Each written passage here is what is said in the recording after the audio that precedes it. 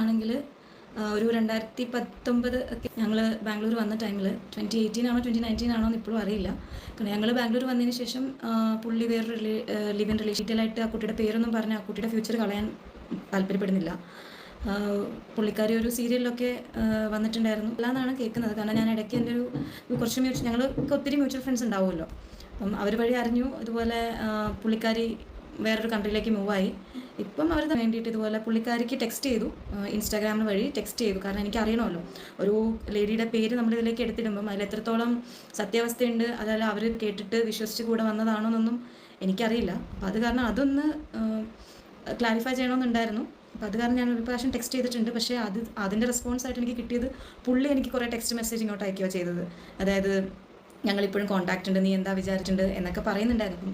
ഇതൊന്നും എനിക്ക് ഇപ്പോഴും അറിയില്ല. ഇപ്പോഴത്തെ റിലേഷൻഷിപ്പ് സ്റ്റേറ്റസ് എനിക്ക് അധികം അറിയില്ല. അതൊന്നും എനിക്ക് ജസ്റ്റിസ് ഞങ്ങൾ ഒരു 5 വർഷമായിട്ട് സഹിച്ചുകൊണ്ടിരിക്കുകയാണ്. ഡിവോഴ്സ് തരുന്നില്ല, അതിങ്ങനെ ഡിലേ ആക്കി കേസ് അറ്റൻഡ് ചെയ്യുന്നുണ്ട്, ഹിയറിങ്ങിനൊക്കെ ഞാൻ പോകുന്നുണ്ട്. പുള്ളി ഒരു പ്രാവശ്യം മാത്രമാണ് വന്നിട്ടുള്ളതെന്ന് എനിക്കറിയാം.